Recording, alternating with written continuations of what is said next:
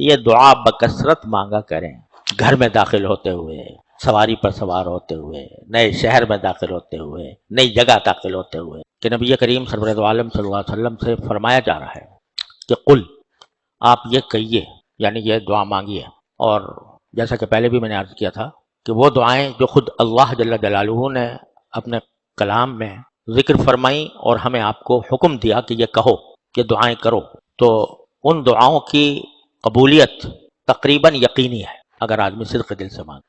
کیونکہ یہ بات اللہ تعالیٰ کی رحمت سے بہت بعید ہے کہ وہ خود فرمائیں کہ یہ کہو مجھ سے، اور پھر جو کہلوا رہے ہیں اس کو رد فرما دیں۔ تو یہاں پر بھی اللہ تبارک و تعالیٰ نے فرمایا وَقُلْ، یہ کہو، یعنی یہ دعا مانگو، کیا کہ رب ادخلنی مدخل صدق واخرجنی مخرج صدق واجعل لی من لدنک سلطانا نصیرا۔ یہ بھی عجیب و غریب دعا ہے، پہلے اس کا سادہ مطلب عرض کرتا ہوں، پھر اس کی تھوڑی حقیقت اور اس کا پس منظر بھی اللہ کی نے توفیق دی تو عرض کروں گا انشاءاللہ۔ لفظی ترجمہ یہ ہے کہ اے میرے پروردگار، مجھے جہاں بھی آپ داخل کریں تو اچھائی کے ساتھ داخل کریں، جہاں بھی داخل کریں تو اچھائی کے ساتھ داخل کریں، اور جہاں سے بھی نکالیں تو اچھائی کے ساتھ نکالیں، اور مجھے اپنی طرف سے ایسی طاقت عطا فرما دیجئے جس کی مدد کی جاتی ہو آپ کی طرف سے۔ یعنی جہاں بھی میں داخل ہوں، کسی گھر میں، کسی مکان میں، کسی دکان میں، کسی شہر میں، تو داخل ہوں تو داخل بھی اچھی طرح ہوں، اور نکلوں تو نکلوں بھی اچھی طرح۔ داخل ہوتے وقت بھی ایسی صورت ہو کہ میں آسانی سے اور بغیر کسی رکاوٹ کے اور بغیر کسی پریشانی کے داخل ہو جاؤں، اور نکلوں تو وہ بھی اس طرح نکلوں کہ جس مقصد کے لیے گیا تھا وہ مقصد میرا پورا ہو جائے، اور نکلنے میں بھی کوئی دشواری پیش نہ آئے۔ اور مجھے اپنی طرف سے اللہ ایسی طاقت عطا فرما دیجئے کہ جس کے ساتھ آپ کی مدد ہو۔ طاقت تو عطا ہو گئی، لیکن اگر آپ کی مدد نہیں ہے، اگر آپ کی طرف سے توفیق نہیں ہے اس طاقت کو صحیح استعمال کرنے کی، تو وہ طاقت بیکار ہے۔ لہذا ایسی طاقت عطا فرمائیے کہ جس کے ساتھ آپ کی مدد ہو۔ اس دعا کا ایک خاص پس منظر ہے، میں بعد میں عرض کروں گا، لیکن جو ظاہری مفہوم ہے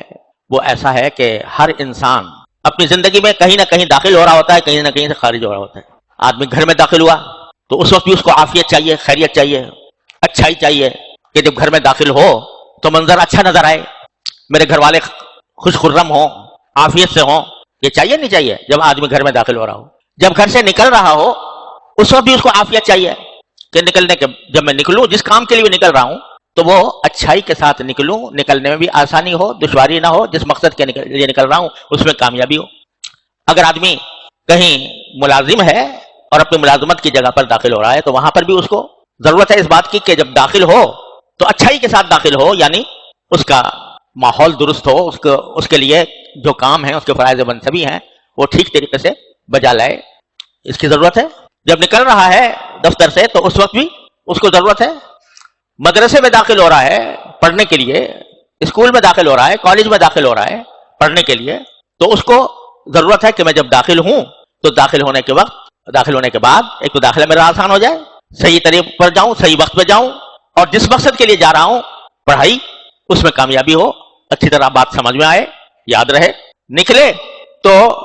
وہ بھی اچھائی کے ساتھ اس کو چاہیے کہ نکلے۔ ہسپتال میں داخل ہو رہا ہے علاج کے لیے تو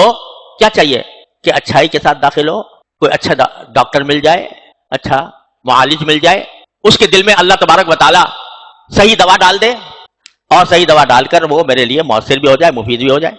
نکلوں تو وہاں سے صحت یاب ہو کر نکلوں۔ تو غرض آدمی اگر غور کرے تو اپنی شب و روز کی زندگی میں کہیں نہ کہیں سے داخل ہو رہا ہوتا ہے، کہیں نہ کہیں داخل ہو رہا ہوتا ہے، کہیں نہ کہیں نکل رہا ہوتا ہے۔ تو ایک ایسی عام اور جامع دعا اللہ تبارک و تعالیٰ نے تلقین فرما دی کہ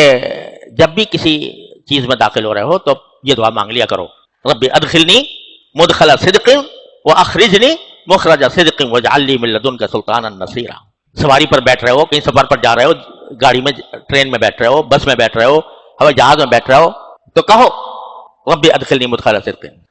یوں تو اللہ تبارک و تعالیٰ نے نبی کریم سرور دو عالم صلی اللہ علیہ وسلم کے ذریعے ہر موقع کے لیے ایک دعا تلقین فرما دی ہے۔ جب سواری پہ بیٹھتے ہیں تو سبحان الذی سخر لنا ھذا وما كنا له مقرنین وانا الى ربنا لمنقلبون اللهم انت الصاحب في السفر وخلیفۃ في الاهل الى آخری۔ وہ تو دعائیں اپنی جگہ ہیں ہی، لیکن یہ ایک عام دعا ایسی ہے کہ جب بھی کہیں داخل ہو رہے ہو تو اللہ تعالیٰ سے داخلے کی اچھائی بھی مانگو اور وہاں سے نکلنے کی اچھائی بھی مانگو کہ جب میں داخل ہونے کے بعد نکلوں تو اچھی حالت میں نکلوں، یہ نہ ہو کہ اندر داخل ہوا اور پھنس گیا کسی مصیبت میں۔ تو اس لیے یہ ایک ایسی جامع اور عام دعا ہے کہ اس کو انسان کو اپنا وظیفہ بنانا چاہیے۔ سواری پہ سوار ہو رہا ہو تب، کسی نئی جگہ پر جا رہا ہو تب، نئے شہر میں داخل ہو رہا ہو تب، کوئی نیا کام شروع کر رہا ہو تب، ہر اس موقع پر جبکہ انسان کسی نئی چیز میں داخل ہو رہا ہو تو اس کو یہ دعا مانگنی چاہیے، ربی ادخلنی مدخل صدق واخرجنی مخرج صدق واجعل لی من لدنک سلطانا نصیرا۔ تو ایک تو یہ ہے کہ اچھی طریقے سے داخل ہوں اور نکلوں تو اچھی طرح نکلوں، اور آخر میں یہ کہ واجعل لی من لدنک سلطانا، مجھے اپنی طرف سے ایک طاقت عطا فرمائیے، قوت عطا فرمائیے۔ جب بھی انسان کسی جگہ پر جاتا ہے، داخل ہوتا ہے، تو اس جگہ پر داخل ہو کر فائدہ اٹھانے کے لیے کسی طاقت کی ضرورت ہوتی ہے، کوئی طاقت چاہیے۔ آپ فرض کرو کہ کسی ہسپتال میں داخل ہو رہے ہو تو اتنی طاقت ہونی چاہیے کہ بھئی وہاں تک پہنچ جاؤ، اتنے پیسے ہونے چاہیے کہ اس کی ادائیگی کر دو، ڈاکٹر تک تمہاری رسائی ہو جائے، طاقت ہونی چاہیے، ہر چیز میں طاقت کی ضرورت ہے۔ لیکن کوئی طاقت اس وقت تک کارآمد نہیں ہوتی